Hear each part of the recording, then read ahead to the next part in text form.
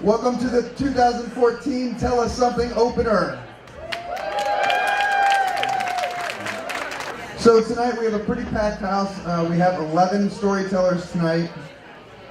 Each storyteller has 10 minutes to tell a true story from memory based upon the theme, what are you waiting for? Jeff Peoples' father and mother were public school music teachers. His father was in high school band. His father taught high school band, and his mother junior high orchestra. Jeff began playing violin at age 3. He's been told he could play Turkey in the Straw, which he's sure is a song about a 3-year-old sawing away at a violin haphazardly. Master one thing and you can do anything, his father often said. Along the way, he's managed to make a feature film which premiered at the Sundance Film Festival, a PBS documentary about the largest late urban farm in Los Angeles, California. Jeff is not sure if he's mastered anything just yet and often wonders if mastering anything has ever been achieved by anyone. Please welcome Jeff Peoples. Thank you and hello. I won't be able to start my story until somebody guesses the date of the start of this story. May 1st, 1979. I'm going to give you clues.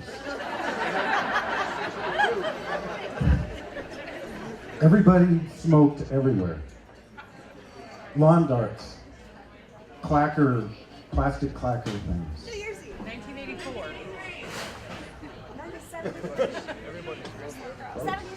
Close. Close. 74. Now, when did the war? Then when did we pulled out of Vietnam somewhere around there, and I still have a piece of gum I swallowed in 1974. It's still in my stomach. I've heard that it's 7 years that it stays there. But in 1974, it was always raining in Tacoma, Washington. I could always hear at night, when it rained especially, the sound of boom and basically it was soldiers in the mud learning how to kill people in the mud. I had a friend named, I'm going to change his name. His name is Cole. Cole and I rode our bikes everywhere. We'd ride them up to Western State Hospital, built in 18-something. It was abandoned. There were still beds in the basement. We could crawl in there. It's a scary place. Eventually, Brian and I actually gave the real name. You can't lie when you're recalling this story, I guess. I hope Brian's not here. So Brian and I, we had good homes. My mom and dad were music teachers. Brian's dad was a sergeant in the military. But, at that time, there was a lot of angst going on with Nixon, and our parents never really talked about it. But somehow that stress and that anxiety somehow came down to the kids. So Brian and I began to do a bit of mischief. One night we snuck out of the house in the middle of the night, and we had something called a funnelator. Does anybody know what a funnelator is? It's a funnel with surgical rubber, and you hold it, put water balloons in it, and it shoots 40 or 50 feet out. So we set up our post with our water balloons on this intersection with the blinking yellow, right by our elementary school. So we tied the surgical rubber to trees, and I got to be I don't even know what that's called, the artillery dude. Brian was the captain. He was always the captain.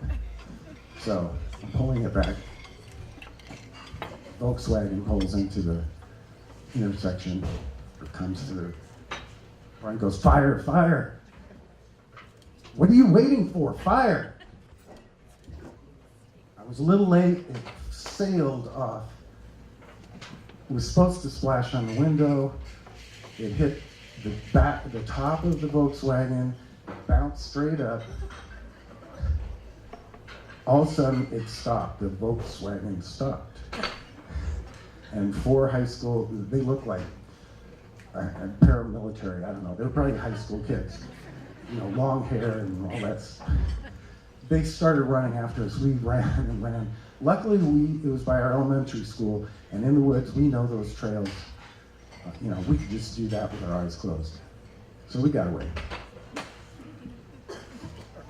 Then we decided to amp up the level of our mischief. We would sneak onto Fort Lewis. Probably today we would be shot.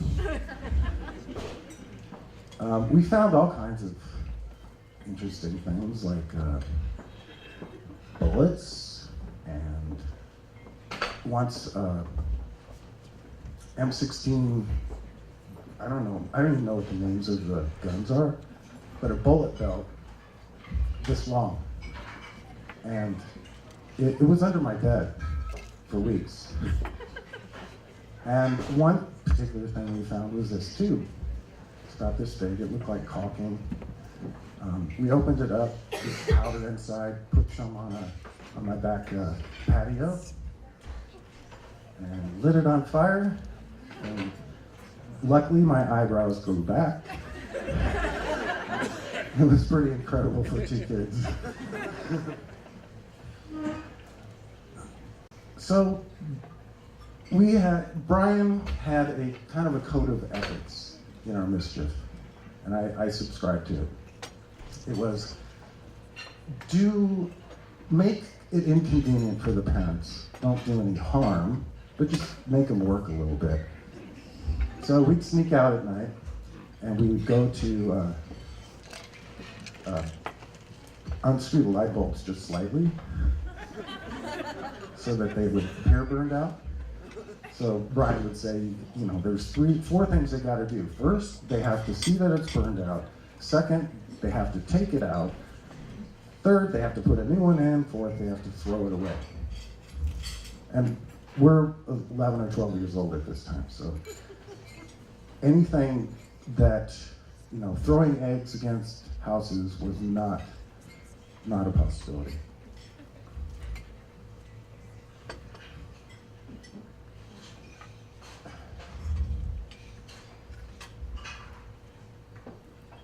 So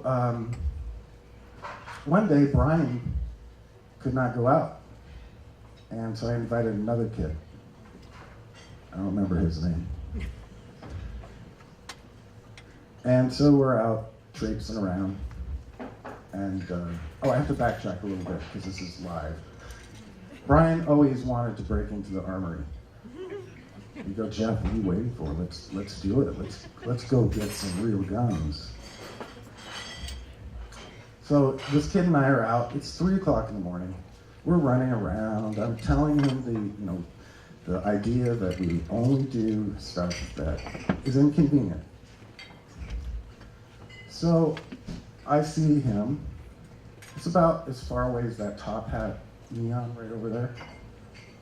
And I can still see him today. He unscrewed a light bulb and he threw it against the house. So we continue our night of debauchery, and all of a sudden I look over and there's a cop car. And I go, "Let's get going, let's go." We start running. We run down this hillside and I fall flat on my face. I think I still have that scar on my chin. But we could get away. We can definitely get away. Because we're 12 years old and these guys were chubby cops who couldn't run. But then this kid said, "No, they're gonna shoot us, they're gonna shoot us." And I thought, they're not gonna shoot us, but I stopped anyway. And it took the cops like 15 seconds to catch up to us, even though we were standing there. So, of course, they took us home. My dad was pretty disappointed. Needless to say, Brian and I never went out again. We went on to junior high, barely saw Brian. One day, I was in band, so I traded debauchery for musical debauchery. And one day, coming out of class, going to pick up my instrument at the band room, all of a sudden I ran into, it was tear gas. I knew it was Brian, because we had found tear gas canisters. We didn't do anything with it. So he tear gassed my junior high school.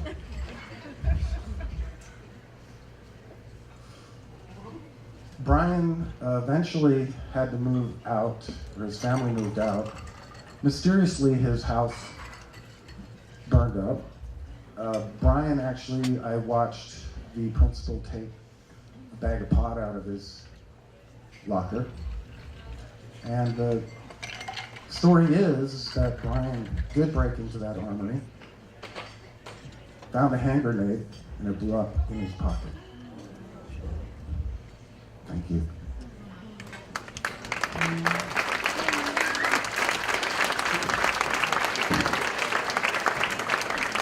Gabby Grant started her life from humble beginnings on Leech Lake Indian Reservation in Cass Lake, Minnesota.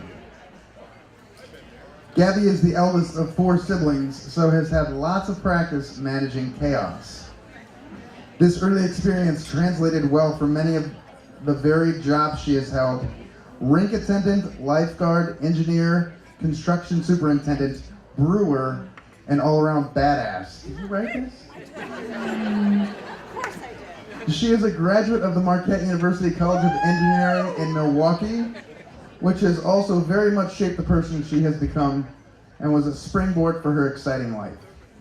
She is the first person her friends call when they have a question regarding just about anything: home improvements, taxes, and brewing beer.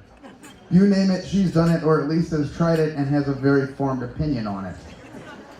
She met her now wife, Ashley, while they were building a wind project in Illinois. These days, she's the one getting bossed around by their lovely 1-year-old daughter, Lily. And she is totally okay with how the tables have turned, because nothing is more important to her than family. Please welcome Gabby.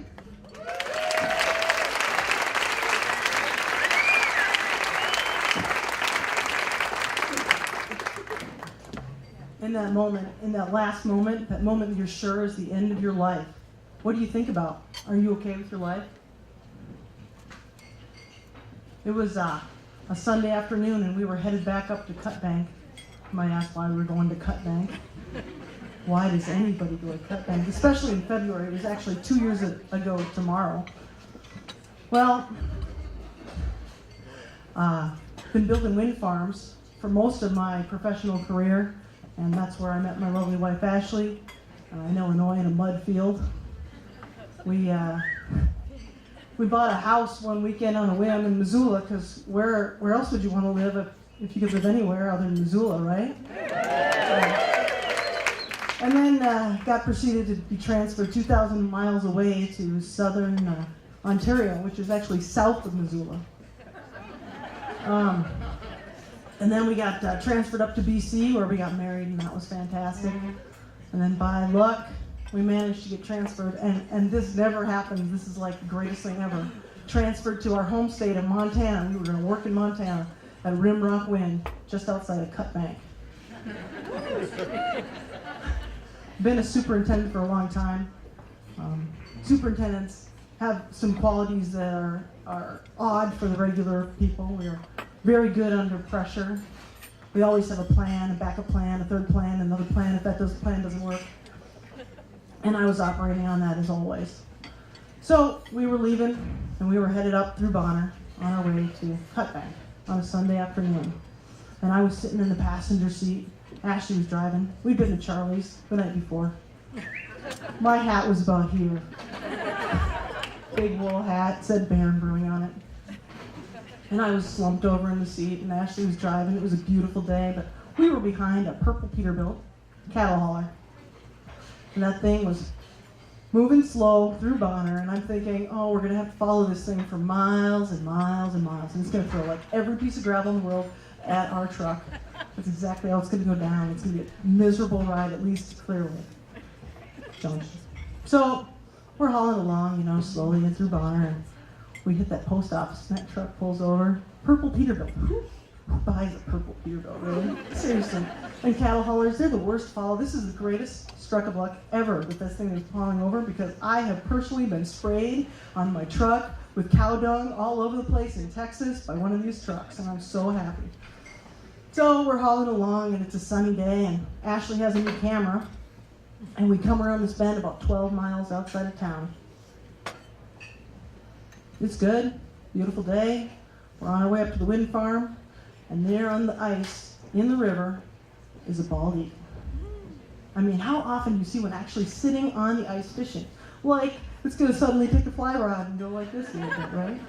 So she wants to pull over, but there's not any clear place to pull over right there. So she goes up, comes around, and flips a U-ey and pulls over.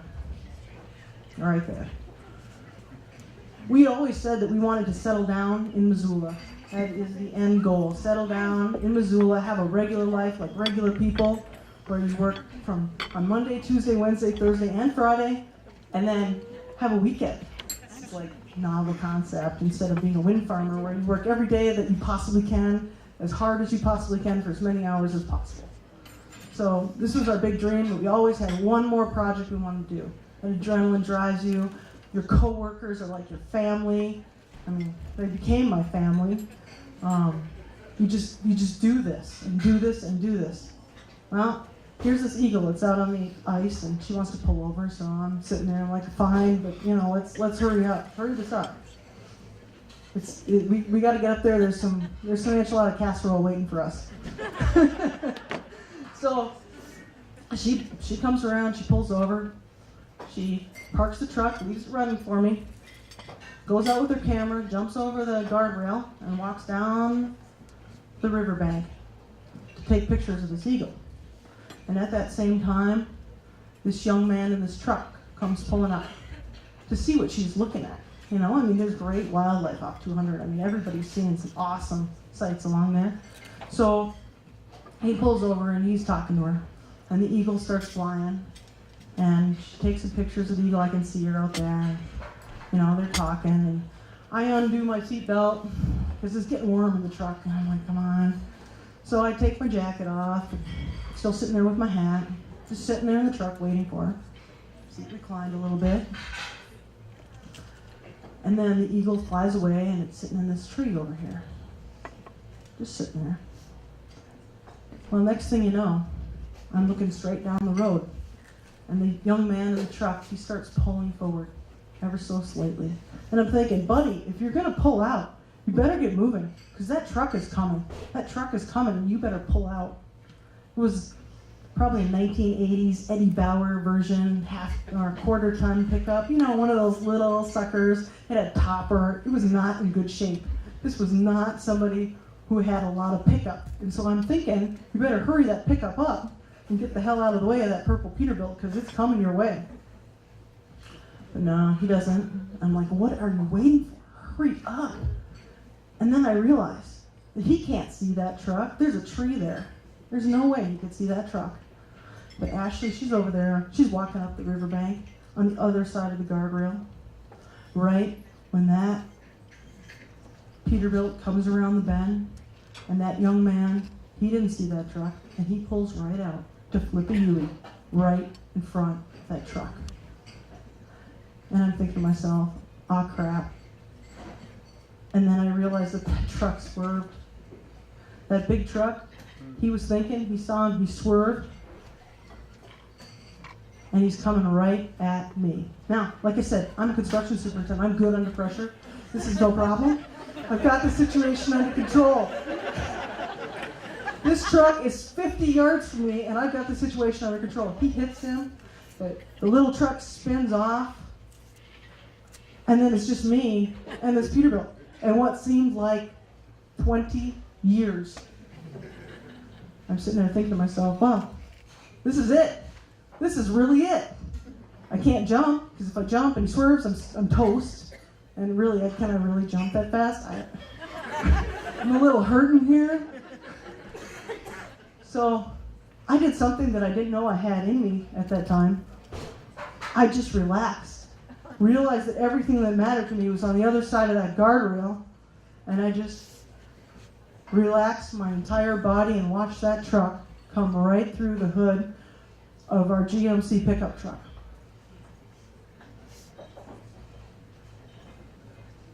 And then there was this noise. It was a noise like, I'm sure there's people here who have been in car crashes. There's a lot of us Montanans who have that happen to us on a regular basis because those shoulders along the highway are soft, right? And there's a noise. There's this loud, loud, loud noise. And then there's nothing. Nothing. Not anything. I cannot hear anything. Maybe it was the ringing in my ears. I don't know. And my whole world was this bright, glowing white color. And I'm thinking, crap. That's it. Kind of like what they said. 16 years of Catholic school.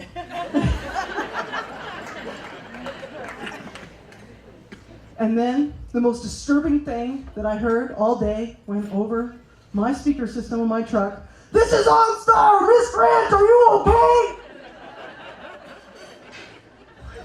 Crap. Just give me a minute. Give me a minute. And then I hear Ashley. She's just screaming. She's just screaming my name.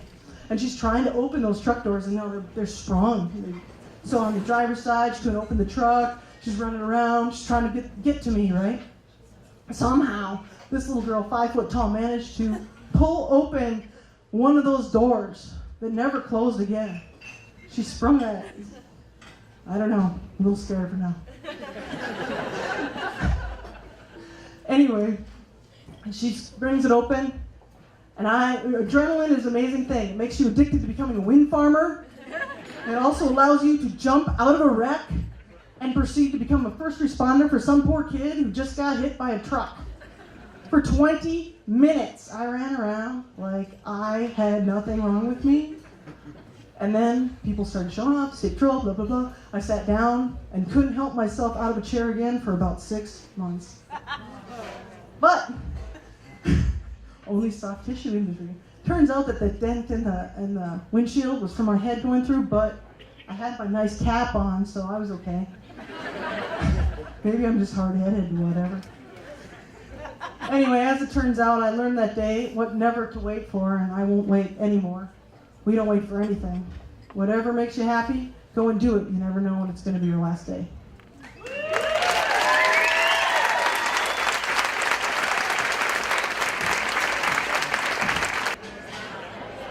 Joe Stone has always been an avid outdoor enthusiast. From the skies to the trails and the rivers, Joe couldn't get enough of what Montana has to offer.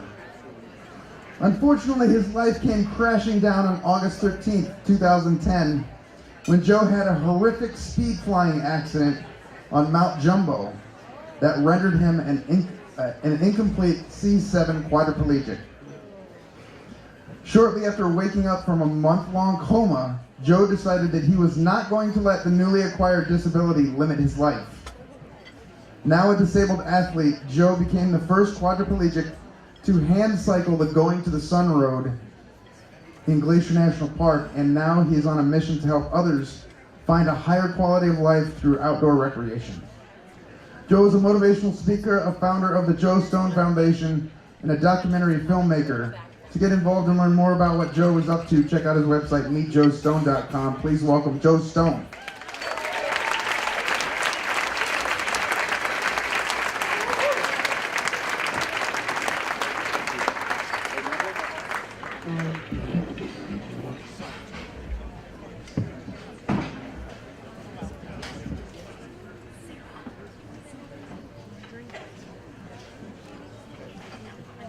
So it's August 12th, 2011, one day before the 1-year anniversary of my accident. And there I am at the top of Logan Pass.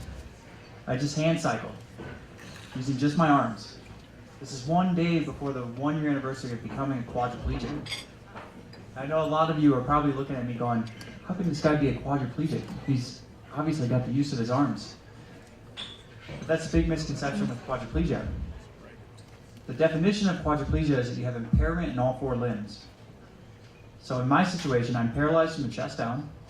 I have full function in my arms, but I have no grip in my left hand and about 85% function in my right hand. That's what makes me a quad, impairment in all 4 limbs. So I'm at the top of Logan Pass, and I had just by 12 miles of climbing, 2,500 feet of elevation gain. I did it all with my arms, and this was something that I had no idea that would be possible until I was there in that moment and had just accomplished it.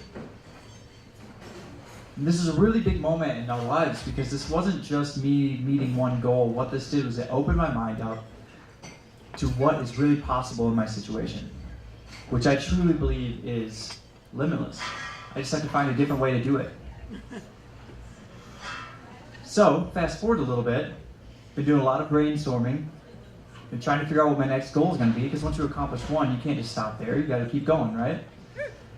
So, trying to figure it out, what's my next goal going to be? It's got to be bigger than this last one. And I'm at a barbecue with a brand new friend, who I'm just getting to know. We're outside flipping burgers, and I ask him, Sam, what'd you do today? Oh, I just had a really big day. What do you mean by that? Well, I just went for an 80-mile hand cycle ride, and then I got into my racing wheelchair, which is the form of running for somebody in a wheelchair, and I pushed it for about 45 minutes. Really? What are you doing? You've got to be training for something, but that's a huge day. It's not just a big day, that's huge. What are you training for? Oh, I'm training for an Ironman triathlon. It'll be my first one. Right there. There was the first spark. So I went home, started doing a lot of research on Ironman triathlons in the adaptive world. And I come to find out that no quadriplegic has ever completed a full Ironman triathlon, or even attempted one, as far as I could find. There was the next spark. The fire was starting to get a little bigger now. We almost didn't even need the sparks. That's all it took from me. That the goal was set. I'm going to go attempt an Ironman triathlon. I have no idea how, because I've never done a marathon. I've never done a triathlon. I've surely never done one as large as an Ironman, both able-bodied and disabled. So there's a lot of stuff to figure out. So fast forward about a year, do a lot of research, a lot of time on the computer, and here we are in Missoula, and I'm going to meet another new friend at the James Bar. And I'm a little nervous because I'm going to be sharing my goal of trying to become the first quadriplegic to do this. And I'm meeting a man named Eric, who's an 8-time Ironman finisher. So you can imagine for me, I was a bit intimidated by this man that I'm going to meet. And at this point, I didn't know his size or anything. Little did I know, he gets out of his car and calls my name, and he's like 6'6" and 200-some pounds, and nothing but muscle, and just a beast of a man who's done a lot in his life. And I don't know if I'm talking to the right guy, because a little bit of me is intimidated because this guy's accomplished a lot in his life. I'm still new to my situation as a quadriplegic, and I'm going to tell him that I'm going to try to go do something that he's been doing for so long. So I was a little nervous, but then we sat down and we started having a little lunch. And as we go through the whole process of talking about what it would take, he asked me 2 questions that will always stick with me. The first question, what do you need from me? There were no strings attached. He just wanted to know how he could help. And at that point, we really didn't know the answer. So we hadn't even started training, we didn't even figure anything out yet. But I told him, for sure I need help with swimming. And he looks at me again and he says, okay, so what are you waiting for? My plan at this time was to do it 2 years from that point. I said, well, I think I need to do some more training on the hand cycle, and I need to, get faster on it and get this gear and that gear and just get my technique better informed and all of that. And he goes, what are you waiting for? Because the fire's in you right now. Don't wait 2 years. Let's go for it. Let's shoot for it this year. So the date was set. November 2nd, 2013, Panama City Beach, Florida, was going to be my first attempt at Ironman. So, fast forward through an insane amount of training that I didn't know was going to actually take up this much of my life. If any of you are thinking about doing an Ironman and you think that you're going to have a life outside of your Ironman training, You should think about that again because you're really not. But so in the end, 8 months of training, I hand cycled 2,500 miles, climbed just shy of 45,000 feet in elevation, hundreds of miles in my racing chair, countless laps swimming, and here we are. November 2nd, 2013, the start of my first Ironman. And I gotta tell you, if you ever want to be nervous, this will set you up for it. I set up the most nerve-wracking way possible, having no experience in any of this. I'm surrounded by 3,000 other athletes that are all getting ready to do this as able-bodied people. And here I am, a quadriplegic, getting carried down the beach to go start my swim. A little part of me was going, this is kind of strange. If I can't even walk to the edge of the water, how am I going to make this whole Ironman happen? But so to speed things up a little bit, we get me ready and we get into the water. And I actually had to wait. It was a really crazy day of weather and we had big waves. So I had to go out beyond the break of the waves and suspend in the water, just tread water there for 10 minutes until the start of my race started because I couldn't start from the shoreline. And I needed to be deep enough to be able to start swimming, but the waves are right there, so we had to get on the other side of those waves, which normally aren't there. And so I'm out there for 10 minutes and I'm reflecting, looking at the shoreline, reflecting on these last 3 years, everything I went through, how to relearn how to breathe, how to relearn how to do everything in my life. Eating, getting dressed, going to the bathroom, everything you can think of, I had to relearn. Then the cannon goes off. My race is starting, but I gotta wait for Eric to get with me. Because Eric is swimming with me, and the plan is for Eric to help guide me around the course. Because where I'm paralyzed from, it makes it really challenging for me to get my head out of the water, to spot and see where I'm going. So that was his job. Kind of refer to him as my seeing eye dog. And so we start the race, he gets out there with me, and I figure it's just gonna be this moment where he just says, all right, let's go, let's do this. And he takes a moment, he stops, and he looks at the shoreline, says, take it all in, Joe. This is what it's all about. And I choke up about saying that. It's not all sadness. This was one of the happiest moments in my life. And I never worked so hard for anything. And to look at that shoreline and see 3,000 other athletes getting ready to run out there and charge into the water, it was an unbelievable feeling. I will never, ever, ever forget that moment. But then we only had about 10 seconds of that, and so we had to actually start swimming. So we start swimming, and everything is going great, except what the weather had done is it took away the biggest issue that I was having, which was being able to see. I couldn't spot on my own, so I started depending on Eric. So there was about 12 to 15 feet of clarity in the water the day before. But now here we are on the day of, and there's only 6 inches of visibility. I can't see Eric. I can't see my hand in front of my face. I can't see anything under the water. We just stripped everything that we had worked on away. But we had to do this. It's a day up. So we're continuing to go. We're swimming. Somehow our energy is keeping us together. We're making our way around. Eventually, because we got a 10-minute head start on everybody else, the rest of the 3,000 people catch up to us. That's a battle in itself. You got people swimming over top of you. You've got people kicking you in the face, goggles coming off. You're basically trying to survive. That's what the whole thing is. And everything's going pretty well. We do our first lap. Everything's going good. Our time is there. And we make the last corner. Half mile left to shore, and everything goes downhill. And I started getting really cold because the weather was so bad, it slowed me down so much that I ended up having 2 hours and 20 minutes in the water versus what we were predicting, an hour and a half. And I started getting early signs of hypothermia. My swimming technique went downhill. I was working harder than I've ever worked at anything in my entire life, but it looked like I was going at a turtle's pace. And then we get close to the shoreline, and that's when Eric taps me, and he says, "It's over." What? It's over? What are you talking about, Eric? It's over. I missed the swim cutoff by 2 minutes. I swam the whole course, but I missed it by 2 minutes. You can imagine this was really devastating for me at that time.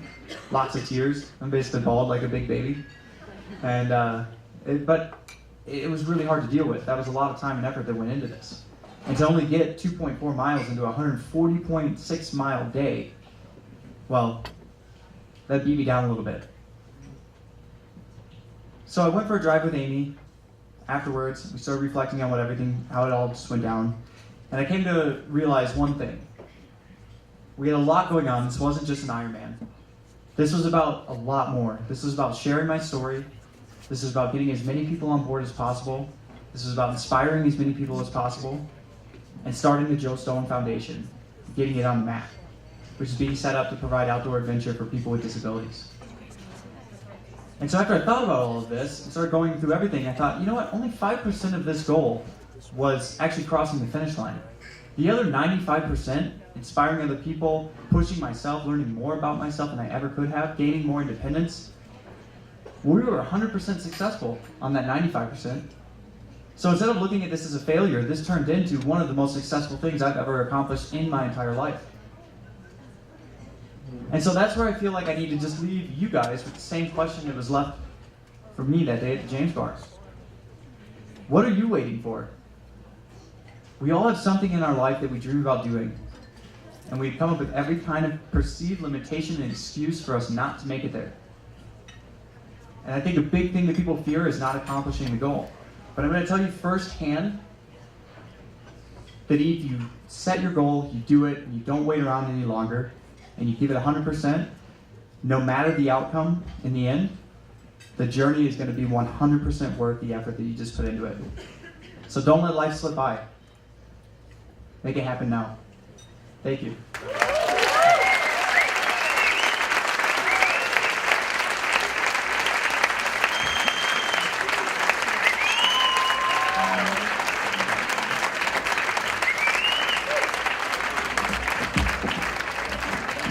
Thank you, Joe.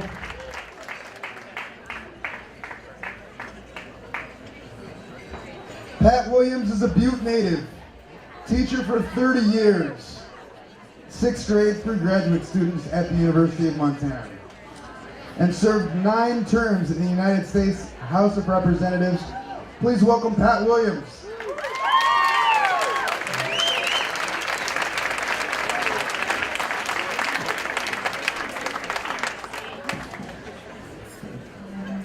Nice to see you. Oh, it's nice to see all of you.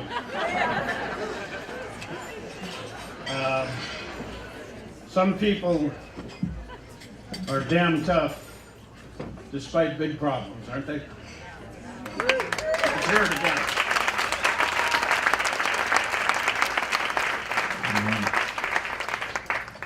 Carol and I have been in Missoula now since I left the U.S. Congress. We've been here 17 years. We absolutely love it.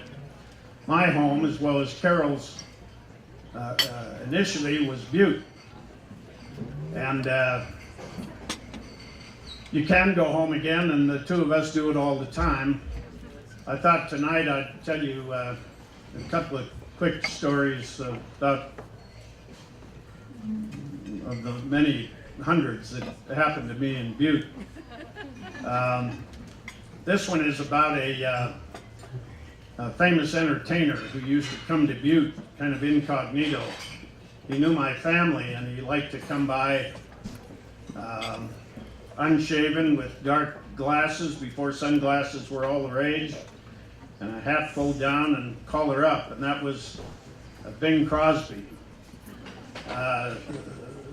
Some of you younger, I assume, know who Bing Crosby was. Bing grew up as a neighbor up here in Spokane, and in his early years he loved to fish in Montana. So after he became famous in the 30s, 40s, and 50s, he would occasionally come to Montana, and he had a particular bent for Butte. He knew an uncle of mine, and so he became friends with our family. So here's 2 quick stories about Bing Crosby and Butte. All people that famous, I assume, get tired of being recognized. And when Bing came out here to fish and go to Butte, he simply didn't want to be recognized, so he'd always have that heavy growth and the glasses and the hat pulled down, the collar up. And Bing and my mom and my dad and my uncle are walking. I was a little kid. This is in the late 40s, I think.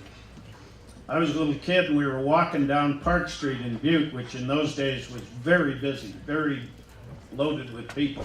pedestrians. And a woman started on by and then turned around and came back and stood right in front of us and looked at Bing with a lot of people going by and said, "Hey, you're," and she stopped because she couldn't exactly, but she said, "You're," and he took both of her hands because he knew she was about to shout Bing Crosby in a crowd. So he took both of her hands and pulled her close, and he said, "I'm Bing Crosby."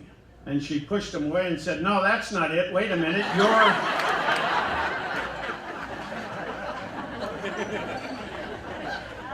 Now, yeah, it was great fun. Now, another story that's more appropriate for this particular crowd.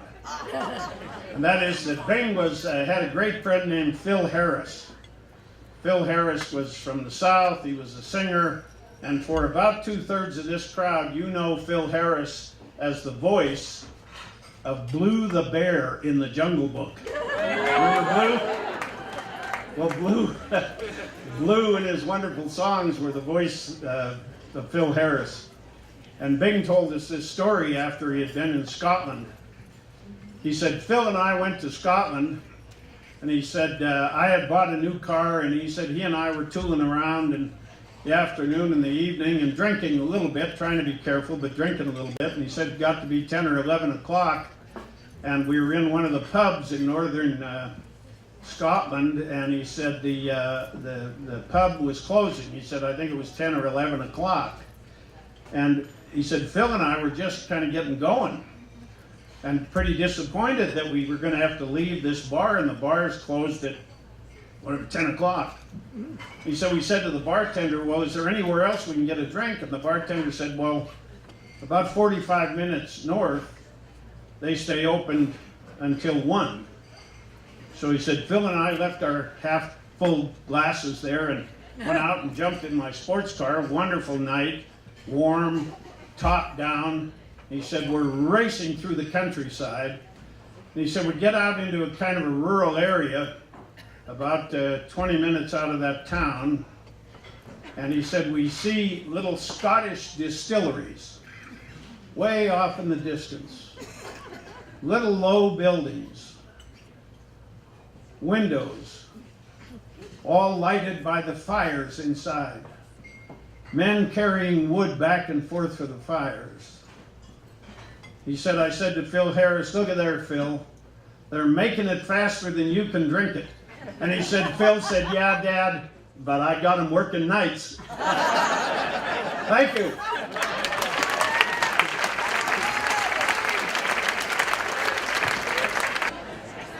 Jack Rowan.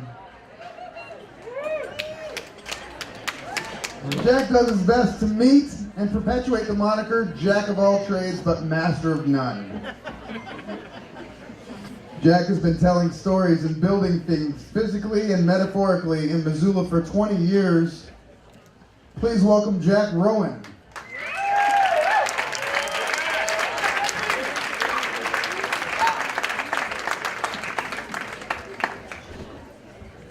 When I first heard the theme, what are you waiting for?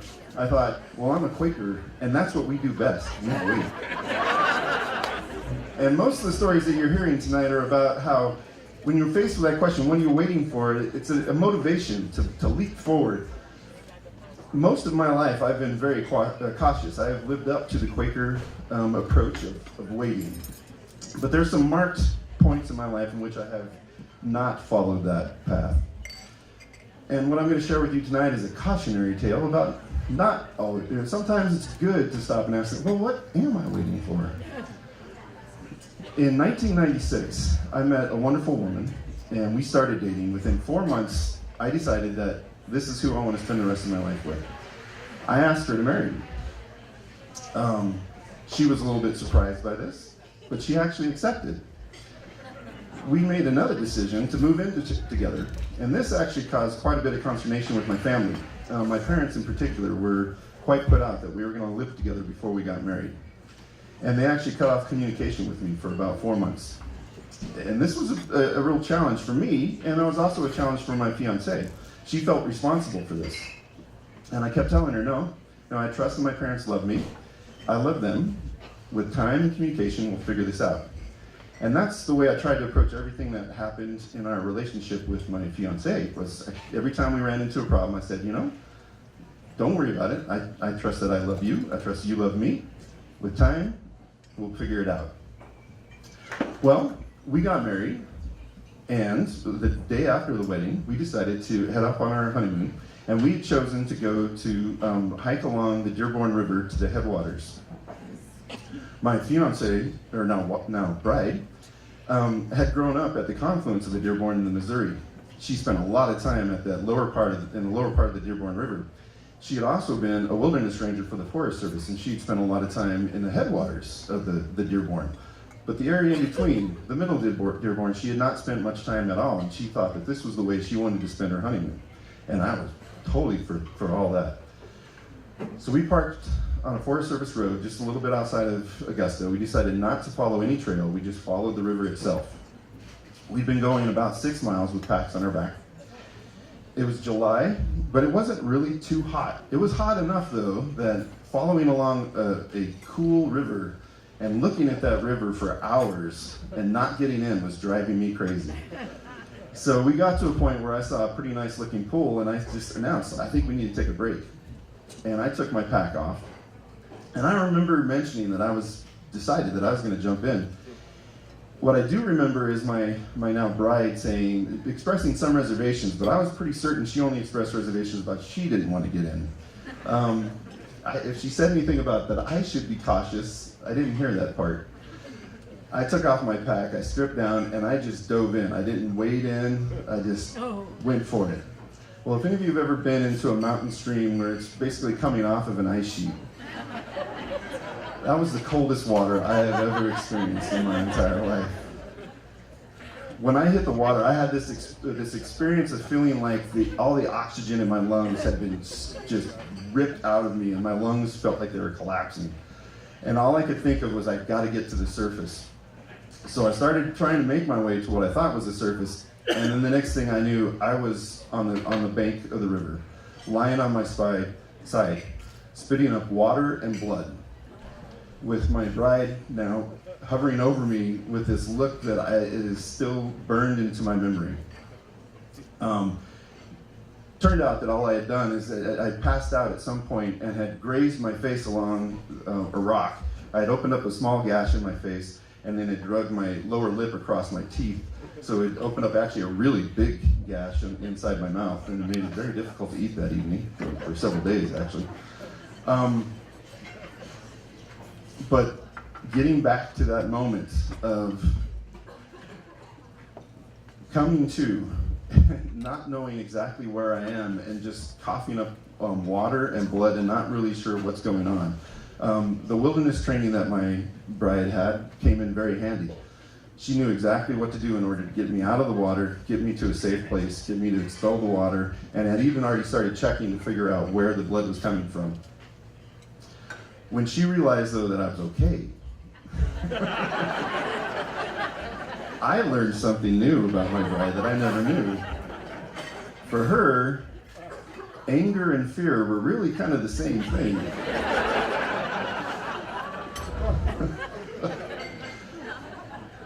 We managed to survive that experience. We got our stuff together. We decided that we were going to cut our plan back. We weren't going to try to make it as far as we had originally planned. We wanted to find the nearest clearing where we could pitch the tent and just kind of lay low for a little bit. As we got back out and started following the river, we did find the clearing pretty soon. Decided to set up camp. And I mentioned earlier that I remember my bride expressing that she didn't want to get in the water herself.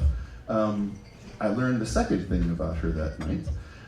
She has a condition in which she often forms cysts on her ovaries. And most of the time, those cysts will eventually just be absorbed back into her body. But every once in a while, one of those bursts. That happened that night. So I had no idea what was going on. I had never experienced it. We'd only been together at this point for just about a year. So in the matter, less than 4 hours, she thought I was going to die, and now I thought she was going to die. Both of us made it through the experience. If any of you ever know anything about burst cysts, it can be a really problematic thing. It's extremely painful. And that's what really was freaking me out, because I just could tell that she was in tremendous pain. We're 6 miles up, not on a trail, so nobody can find us. We hadn't thought through how we were going to notify anybody. We didn't have a backup plan for how we were going to deal with the situation. We made it through. We did rely on love and communication. We're not still together today, but I did learn sometimes you do have to just ask yourself, what are you waiting for? And sometimes wait a little while to figure it out.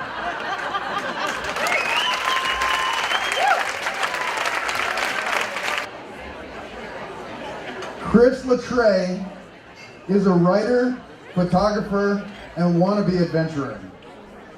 His freelance writing and photography has appeared in the Missoula Independent, the Missoulian, Vintage Guitar Magazine, and World Explorer Magazine. His short fiction has appeared at Beat to a Pulp, Pulp Modern, The Crime Factory Special Edition, Kung Fu Factory, Noir at the Bar, Needle, a magazine of noir, blood, and tacos, and the charity anthology Off the Record. His story, Run for the Roses, was a winner of the 2011 Watery Graves Invitational Story Competition, while his story, Jenny Bow, won the 2012 Watery Graves Invitational Story Competition as well. You can follow his writing at chrislatreille.com. Please welcome Chris Latreille.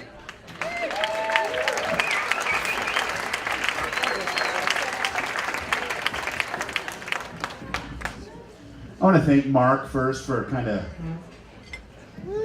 leading this whole charge and inviting me out here to do it. So let's give it up for Mark Moss.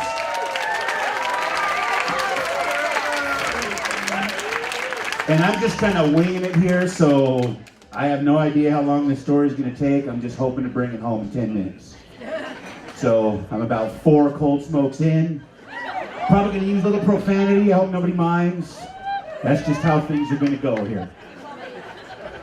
So 1986, when my friend Mike, who's probably the best friend I've ever had, graduated from high school, we moved to Seattle because we were going to be rock stars. I graduated in 85, so I waited a year, spent a year supposedly at the U of M, but all I really did is play intramural soccer with all the hippies all day. Didn't really go to class, but just kind of waited because we were going to be superstars, right? We moved there. About a year into it, I met a girl. We kind of met under strange circumstances. My initial intent was to ask her roommate out, who happened to be this kind of curvy redhead. And those of you who know me know that I've kind of got a thing for curvy redheads. You know, my wife. But her redheaded friend wasn't home, so I asked her instead, would you like to go out? And we did. This is like January of 1988. And I remember that because the last show I saw before I got involved with her was Aerosmith. Dokken opened. Any Dokken fans? I was there for Dokken more than I was for Aerosmith. They were awesome. Aerosmith was good too. So things move along. Her mom had her come home for spring break. This is like March, April. And she's at home. The plan was that a friend of hers that was also, this is Auburn, Washington. So I was living at the time in an apartment complex that was essentially kind of a dorm for the community college that was about a mile away. And that's kind of how we met, right? Because I was there and she was there and she's on spring break. A friend of hers was also in Auburn. Took her home, and then the plan was that I was going to drive over, meet her mom, big deal, and come back and bring her back. So on the way over, and this next piece is key to this entire story, and that is that the van I was driving all of a sudden developed some kind of a carburetor problem where it would run fine for a while, and then it would kind of and quit, and I'd have to sit for a while, and then it would start up and run fine again for a while. So this is April leaving the Seattle area, going over Snoqualmie Pass, which is, if you don't know, is kind of the I-90 pass that you go through the Cascade Mountains to separate eastern Washington from western Washington. And van starts dying going over the pass. There's this huge freak spring snowstorm, so I had to stop and chain up, and my hands are all greasy, like up to my elbows from having to wrestle with these chains, and I don't get them on right because it's dark, and like for 15, 20 miles, piece of chain just like bang, bang, bang on the outside of my van, and just totally just smashed the whole side of the fender well. Meanwhile, this smart ass that I work with, because this van, I had a van because we're a rock band, right? You got to haul gear. And someone had written in the dust on the back of the window, Rockin' Bound, and then this little bastard Chico that I worked with managed to squeeze in the word ass between bound. So it says Rockin' Ass Bound on the back of my van, which I'm driving to meet my actual future mother-in-law for the first time. Rockin' Ass Bound. So I make it over, several hours late because of the carburetor problem and the bad weather and all that. We get in, I show up, she comes out to meet me, they had me set up on this little cot, like in the back room. And, we're 20 years old, but I can hear her mom in the next room going, Laurel, her name's Laurel, Laurel, you should go to bed now in your own room. So I'm abandoned after this harrowing journey to this little cot in my own little room. But we make it through, next day everything's fine. I meet her mom, who's, all of about 4'11", literally. I mean, if she breaks 5 feet, it's only when she's like really mad and kind of expands. And I guarantee that at this point in her life, she had very clear ideas about her children and what their lives were going to entail, and I guarantee it had nothing to do with a long-haired rock dude. She told Laurel, when we were still getting together, that if you stay with this guy in 2 years, you're going to have 2 kids, and you're going to be living in that van. So this is what I'm up against. But, I play it cool, everything's fine, rockin' ass bound, whatever. I got a fake leather jacket, long hair. We're doing stuff the next day, and I don't really remember what it was that we did. We went to the store or something, and we're driving back, and all of a sudden my van's doing this thing. I know it's going to die, and if it dies, we're going to be stuck wherever we are for the next 20 minutes. So I'm coming up to this stop sign, and I'm looking, small town. This is Goldendale, Washington, which is 40 miles south of Yakima. I kind of blocked it out of my memory because I don't really know where it is. It's like this vortex of doom that I try not to remember. But it's somewhere out there south of Yakima. And there's nobody around. So I just coast through the stop sign and manage to make it to her mom's house right in front, look in the rearview mirror, and here comes this cop. And I had no idea where he was or where he came from, but somehow he witnessed my stop sign roll through incident. So he gets out, I'm already out, and he looks at my license, which I find out is expired, for 3 months. So he's looking at my expired license, and I'm like, oh yeah, officer, I didn't know it was expired or whatever. And so he gets in his car, and he's kind of talking, and we're it's no big deal. There's just one cop car at this point behind my van, rockin' ass bound in front of her mom's, my future mother-in-law's house. So he gets out, and he's a younger guy, and he's like, well, apparently there's a FTA on your record, and I need to find out from the supervisor what to do. And I said, FTA, and he says, what's that? He says, well, that's failure to appear from King County. So if this was a movie, this is where we have this big flashback scene from the past. Shortly, in the summer after we moved there in 1986, me and my friend Mike and another guy from our band with a couple dudes we met in Washington, at some park somewhere in the Seattle area. And at this time, Mike and I, at least, the whole straight edge movement and punk rock was happening at this time in DC, but we had no idea that it existed, but that's essentially what we were. And what straight edge was is that You didn't drink, you didn't smoke, you didn't do any drugs, you didn't have sex, and we didn't do any of that stuff. But the sex was more result of chicks just not digging us. So we'd have totally been like that. We wouldn't have been like totally straight edge, but we were working the like important stuff. And at the time, the guy we had that was our front man, the singer, you know, he was good looking. That's why he couldn't really sing worth a shit, but we had him because the chicks did dig him, and he didn't really bother to go out and meet other women. He just poached the women that we met. So we were like providing him with all these women from the hot job we had at Kentucky Fried Chicken when we first moved over there. So we're out at this park with these guys who have this cooler, which to us, you know, we're thinking, oh, there's probably some Dr. Pepper, maybe some ham and cheese sandwiches in there. Well, it's loaded with alcohol, which we were not partaking of. And a cop comes along, he's talking to us, and he gives us all tickets for having alcohol in a public place. And we're like, you know, fuck those guys, fuck the cops. We weren't even drinking. We're not gonna do anything about these tickets. But we did, you know, when we got the thing in the mail that we had to go to court. So we go to court, we tell the judge, you know, we were there, yeah, we were there. We weren't drinking, so we don't think this ticket should, you know, be applicable to us. And he didn't see it that way, and he gave us his fine that, you know, we walked out and he said, fuck the cops, fuck the judge, we're not gonna pay this ticket. Year later, I'm parked in front of my rockin' ass van, rockin' ass bound van in front of the future mother-in-law's house, the cop behind it, and he's saying that we didn't pay this ticket. So he calls a supervisor who shows up, pulls in his cop car behind him, lights going. By the time they decide what they're gonna do, there's like 3 local cops. This is a true, Mark, these are true stories, right? This is a true ass story. There's 3 local cops and 2 highway patrolmen, all out in front of this house in this little neighborhood, all with their lights going, trying to figure out what to do with me.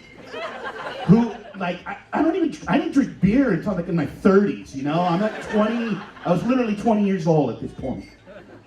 Lights going, neighbors are all in the windows, you know, looking out, see what's going on, what's going over at Jeannie's house. And she's like about 6 feet tall at this point.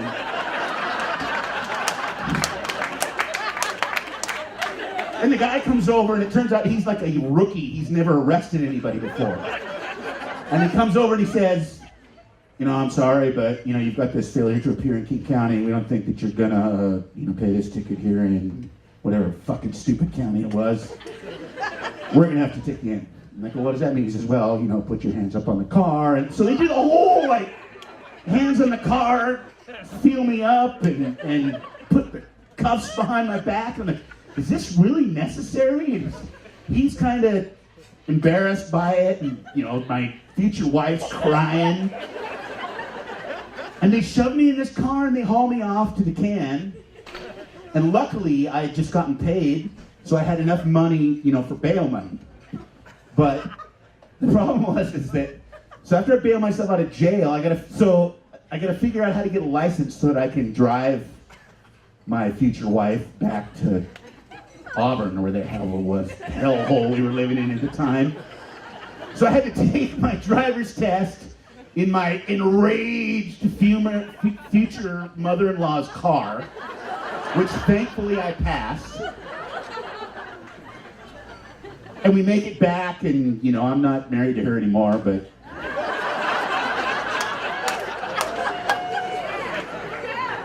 we did have, you know, 6 good months out of 10 years. I probably get along with the former mother-in-law better than I get along with her. But if you want to know what this really story has to do with, what's the theme again? What are you waiting for? It's that if you're young and you're going to do sketchy shit, number 1, don't get caught. And number 2, if you get a ticket for it, do not wait to pay it. Pay your tickets. Thank you.